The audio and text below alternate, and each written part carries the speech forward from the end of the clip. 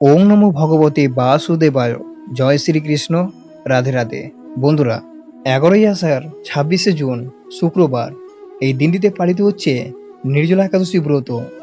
সনাতন ধর্মাবলম্বীদের জন্য নির্জলা একাদশী একটি বিশেষ তাৎপর্যপূর্ণ তিথি, যা প্রতি বছর জ্যৈষ্ঠ মাসের শুক্লপক্ষের একাদশীতে পালন করতে হয়। নাম থেকে অনুমান করা যায় যে একাদশীতে অন্ন এবং জল উভয়ই সম্পূর্ণ বর্জনীয়।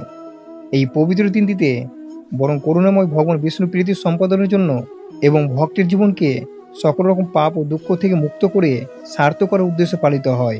তাই আপনারা অবশ্যই এই নির্জলা একাদশী বা পাণ্ডব নির্জলা একাদশী অবশ্যই পালন করুন। এই একাদশীকে ভীমসেনী বলা হয়ে থাকে। পাণ্ডবপুত্র ভীম, যিনি অত্যন্ত খাদ্যপ্রেমিক ছিলেন, তিনি সমস্ত একাদশী উপবাস পালন করতে চেয়েছিলেন, কিন্তু তার ক্ষুধা নিয়ন্ত্রণ না থাকার কারণে তিনি কোনো একাদশী ব্রত কখনোই পালন করতে পারেনি। সেই সমস্যা সমাধানের জন্য তিনি ঋষি ব্যাসদেবের কাছে যান। ঋষি তাকে নির্জলা একাদশী ব্রত পালন করার পরামর্শ দেন। ভীম সেই নির্জলা একাদশী ব্রত পালন করে 24টি একাদশীর পূর্ণ অর্জন করেছিলেন। অর্থাৎ বুঝতেই পারছেন এই একাদশী এতটাই মহত্বপূর্ণ যে এই একাদশী পালন করলে বছরে প্রত্যেকটি একাদশী ব্রত পালনের সমান পূর্ণ লাভ হয়ে থাকে। তাই বন্ধুরা, আমরা শ্রবণ করে নেব এই পাণ্ডব নির্জলা একাদশী ব্রতের সময় জলপান কিভাবে করব, অথবা এই দিনে কি জলপান করা যাবে কি যাবে না, নির্জলা একাদশী ব্রত পালনের সময় কি কি খাওয়া উচিত এবং কি কি খাওয়া উচিত নয়, এবং এই একাদশীর নিয়মটি কি রয়েছে, এই নির্জলা একাদশী ব্রত কথাটি কি রয়েছে, সম্পূর্ণভাবে এই ভিডিওটিতে আমরা শ্রবণ করে নেব। তাই ভিডিওটি শুরু থেকে শেষ পর্যন্ত ভক্তি সহকারে শ্রবণ করবেন। আর চ্যানেলে নতুন হয়ে থাকলে চ্যানেলটি সাবস্ক্রাইব করে একটি লাইক করে দিবেন। কমেন্টে ভক্তি করে শ্রদ্ধা দিয়ে জয় শ্রীকৃষ্ণ জয় লিখতে ভুলবেন না এই শুভ দিনটিতে। এই নির্জলা একাদশী ব্রত চলাকালীন আমাদের কি কি করা উচিত? নির্জলা একাদশী ব্রত পালন করা মানে কেবল না খেয়ে থাকা নয়, এটি হলো আত্মশুদ্ধি এবং ঈশ্বরের কাছাকাছি যাওয়ার শ্রেষ্ঠ উপায়। তাই এই পবিত্র দিনে আপনার প্রতিটি মুহূর্তকে পূর্ণময় করে তুলতে সারাদিন আপনাকে 5টি কাজ অবশ্যই করতে হবে। আসুন জেনে নিই সেই কাজগুলো কি কি। প্রথমত, মহামন্ত্র জপ ও শ্রীবিষ্ণু ধ্যান। উপবাসের দিন মন যাতে খাবার দিকে না যায়, তার জন্য সবচেয়ে ভালো উপায় হলো ভগবানের নাম জপ করা। এদিন আপনি যত বেশি সম্ভব ওং নমো ভগবতে বাসুদেবায় অথবা হরে কৃষ্ণ হরে রাম মহামন্ত্র জপ করুন। তুলসী মালাই জপ করতে পারলে তা সবচেয়ে বেশি ফলদায়ক হয়। পেট খালি রাখার পাশাপাশি মনকেও ভগবানের ভক্তি দিয়ে ভরিয়ে তুলতে হবে। দ্বিতীয়ত, গ্রীষ্মের দান বা মহাপুণ্য অর্জন। আপনারা হয়তো জানেন নির্জলা একাদশী জ্যৈষ্ঠ মাসের প্রচণ্ড গরমে উদযাপিত হয়, আর এই কারণেই এদিন দানের বিশেষ মাহাত্ম্য রয়েছে। শাস্ত্র মতে এই পবিত্র দিনে ব্রাহ্মণকে বা কোনো তৃষ্ণার্ত মানুষকে জল ভর্তি কলসি, ছাতা, হাত পাকা এবং গ্রীষ্মকালীন রসনা ফল দান করলে অশ্বমেধ যজ্ঞের সমান পুণ্য লাভ হয়। নিজে জল না খেয়ে অন্যকে জল পান করালে ঈশ্বরের সবচেয়ে বেশি প্রসন্ন হন। তৃতীয়ত, ধর্মগ্রন্থ পাঠ ও শ্রবণ। একাদশী দিনটি জাগতিক চিন্তার বদলে পারমার্থিক চিন্তায় কাটানো উচিত। বাড়িতে যদি শ্রীমদ্ ভগবদ গীতা, ভাগবত পুরাণ বা একাদশী মহাত্ম্যের বই থাকে তবে নিজে পাঠ করুন, অথবা পরিবারের সবাইকে নিয়ে একসঙ্গে শ্রবণ করুন। বিশেষ করে নির্জলা একাদশী ব্রত কথাটি এদিন একবার হলেও শ্রবণ করবেন, এতে ব্রতের সম্পূর্ণ ফল পাওয়া যায়। চতুর্থ, রাত্রি জাগরণ ও নাম সংকীর্তন। শাস্ত্রে বলা হয়েছে একাদশী ব্রত পূর্ণটা পায় রাত্রি জাগরণের মাধ্যমে। সারাদিন উপবাসের পর রাতে যদি ভগবানের নাম সংকীর্তন করে জাগরণ করা যায় তবে কোটি জন্মের পাপও খণ্ডন হয়। যদি সারা রাত জাগা সম্ভব না হয় তবে অন্তত মাঝরাত পর্যন্ত ভগবানের সামনে একটি ঘিয়ের প্রদীপ জ্বালিয়ে ভজন কীর্তন অবশ্যই করবেন। পঞ্চমত, মানসিক শুদ্ধতা ও পবিত্র রক্ষা। সবশেষে যে বিষয়টি সবচেয়ে জরুরি তা হলো মনের উপবাস। শারীরিক উপবাসের সাথে সাথে এদিন মনকেও পবিত্র রাখুন। কারো প্রতি হিংসা, রাগ বা অহংকার মনে আনবেন না।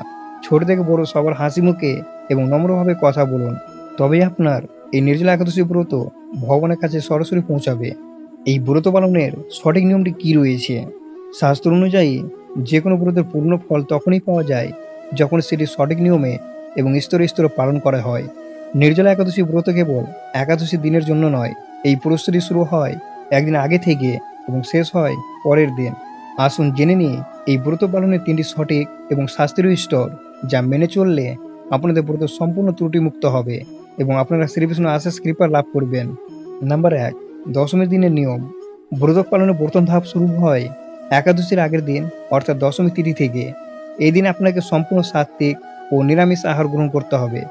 মাছ, মাংস, পেঁয়াজ, রসুন বা মসুর ডাল এই দিন একেবারেই ছুঁবেন না।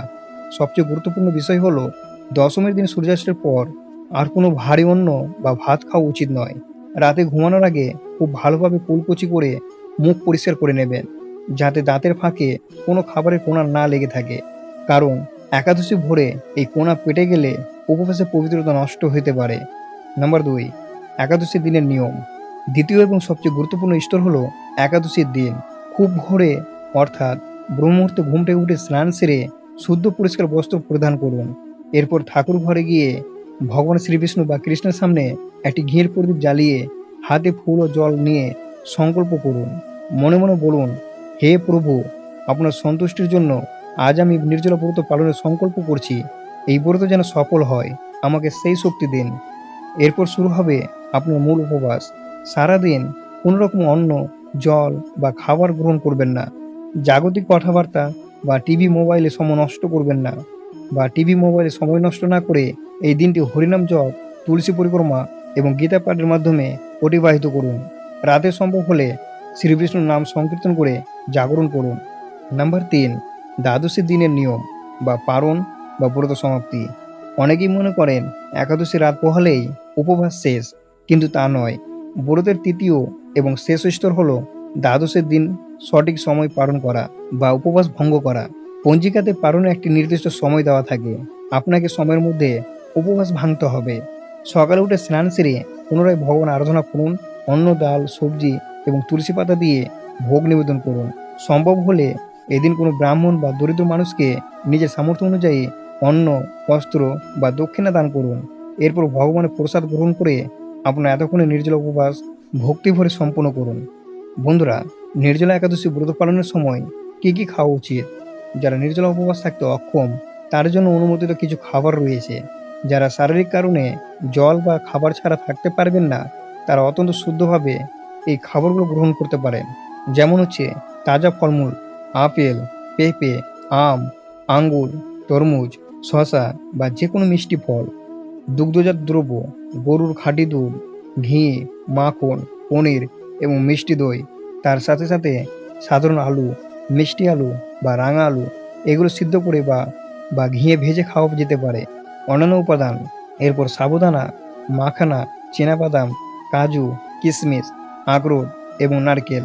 রান্নার জন্য শুধুমাত্র খাঁটি ঘি বা সূর্যমুখী তেল এবং লবণের জন্য সৈন্দব লবণ ব্যবহার করতে হবে। যারা এই নির্জল উপবাস থাকতে পারবেন না, এই ফলাহার খাবার খেয়ে আপনারা ব্রত পালন করতে পারেন। বন্ধুরা, এই নির্জলা একাদশীর দিন যদি খুব তৃষ্ণা পাওয়া যায়, তাহলে কি জল পান করা যেতে পারে? নির্জলা একাদশী মানেই অন্ন এবং জল সম্পূর্ণ বর্জনীয়। কিন্তু যদি উপবাস চলাকালীন প্রচণ্ড জল তেষ্টা পায়, শরীর যদি দুর্বল হয়ে পড়ে, শাস্ত্র কি সত্যি জীবন বিপন্ন করে উপবাস করতে বলে? আজ আমরা জানবো, এখন তো যদি জল পান করতে হয়, তবে কোন নিয়মে এবং কোন মন্ত্রে জল গ্রহণ করলে ব্রত ভঙ্গ হওয়া পাপ লাগে না। বন্ধুরা, সনাতন ধর্মে ভক্তি হলো মূল বিষয়। ঈশ্বর কখনো ভক্তকে কষ্ট দিয়ে পূজা চান না।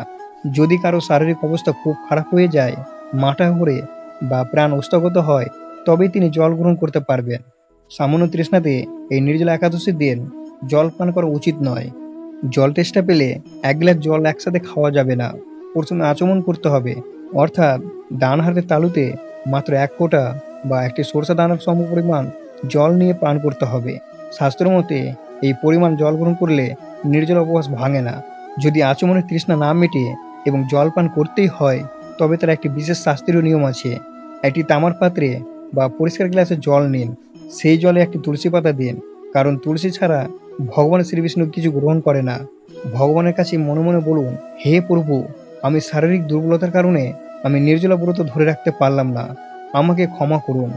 এরপর ওং নমো ভগবতে বাসুদেবায় অথবা ওং কৃষ্ণায় নমঃ মন্ত্রটি 3 বার জপ করে সেই তুলসী স্মৃত জল পান করুন। যারা ভাবছেন যে জল পান করা যাবে, তাদের একটু বলে দিতে চাই, জল পান করলে আপনার একাদশী ব্রতের সম্পূর্ণ ব্যর্থ হয়ে যাবে না, তবে এটি আর নির্জলা একাদশী থাকবে না।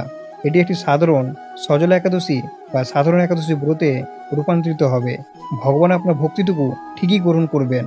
বন্ধুরা, এই নির্জলা একাদশী ব্রত কথাটি কি রয়েছে চলুন একবার শ্রবণ করে নিই। হাজার হাজার বছর আগের কথা। মহাভারতের যুগে পঞ্চপাণ্ডব যুধিষ্ঠির, অর্জুন, নকুল, সহদেব এবং মাতা দ্রৌপদী অত্যন্ত নিষ্ঠার সাথে প্রতি মাসে 2টি করে একাদশী পালন করতেন। কিন্তু মহা সমস্যা পড়লেন দ্বিতীয় পাণ্ডব মহাবীর ভীমসেন। ভীমসেনের আহার ছিল বিশাল। তার পেটে বৃক্ষ নামক এক বিশেষ হজমের আগুন জ্বলত, যার কারণে তিনি এক মুহূর্ত না খেয়ে থাকতে পারতেন না। অন্য ভাইরা যখন ভক্তি করে উপবাস করতেন, ভীম তখন খিদে ছটফট করতেন। ভীম মনে মনে খুব কষ্ট পেতেন আর ভাবতেন, আমি উপবাস করতে পারি না বলে কি ভগবান শ্রীবিষ্ণু কৃপা থেকে বঞ্চিত হব? আমি কি পাপের ভোগী হব? মনের দুঃখে ভীম একদিন ছুটে গেলেন পিতামহ মহর্ষি বেদব্যাসের কাছে।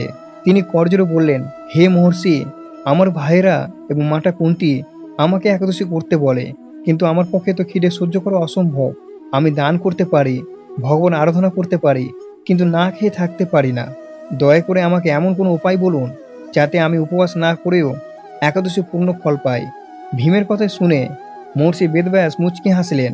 তিনি বললেন, হে ভর্ষ ভীম, তুমি যদি স্বর্গে যেতে চাও এবং নরক থেকে বাঁচতে চাও, তবে তোমাকে একটি উপায় মেনে চলতে হবে। বছর 24টি একাদশী তুমি করতে পারবে না ঠিকই, কিন্তু জ্যৈষ্ঠ মাসের শুক্লপক্ষের একাদশী তিথিতে তোমাকে একটি উপবাস করতে হবে। এই দিনে অন্য তো দূর, এক ফোঁটা জলপান করা যাবে না। তুমি যদি কেবল এই একটি দিন নির্জলা উপবাস করতে পারো, তবে বছরের বাকি 23টি একাদশী না করার কোনো পাপ তোমাকে স্পর্শ করবে না এবং তুমি সমস্ত একাদশীর পুণ্য একসাথে লাভ করবে। মহর্ষির কথা শুনে মহাবীর ভীম সেই জ্যৈষ্ঠ মাসে প্রচণ্ড গরমে নির্জলা একাদশী ব্রত পালনের সংকল্প করলেন। শুরু হলো উপবাস। সারাদিন পার হয়ে রাত নামলো। জলের তৃষ্ণায় এবং খিদের জ্বালায় মহাবীর ভীমসেনের বিশাল শরীর দুর্বল হয়ে পড়ল। তার প্রাণ প্রায় উষ্টাগত হওয়ার উপক্রম হলো। সারা রাত তিনি শ্রীবিষ্ণু নাম জপ করে কষ্টে ছটফট করতে করতে কাটিয়ে দিলেন। অবশেষে সূর্যোদয় হলো, অর্থাৎ দ্বাদশী তিথি পড়ল। অন্যান্য পাণ্ডবরা এসে ভীমকে পবিত্র জলপান করিয়ে তার ব্রত ভঙ্গ করালেন। ভীমসেনের এই অসীম নিষ্ঠা দেখে ভগবান শ্রীবিষ্ণু অত্যন্ত প্রসন্ন হলেন। সে থেকেই নির্জলা একাদশী আরেক নাম হয়ে গেল ভীমসেনী একাদশী বা পাণ্ডব নির্জলা একাদশী। বন্ধুরা, এই নির্জলা একাদশীর অপর মহিমা, যিনি ভক্তি ভরে এই ব্রত পাঠ করেন বা শ্রবণ করেন, ভগবান বিষ্ণুর তার জীবনের সমস্ত পাপ দূর করে তাকে বৈকুণ্ঠ স্থান দেন। বন্ধুরা, আপনারা সবশেষে বলতে পারেন, ওম নমো ভগবতে বাসুদেবায়।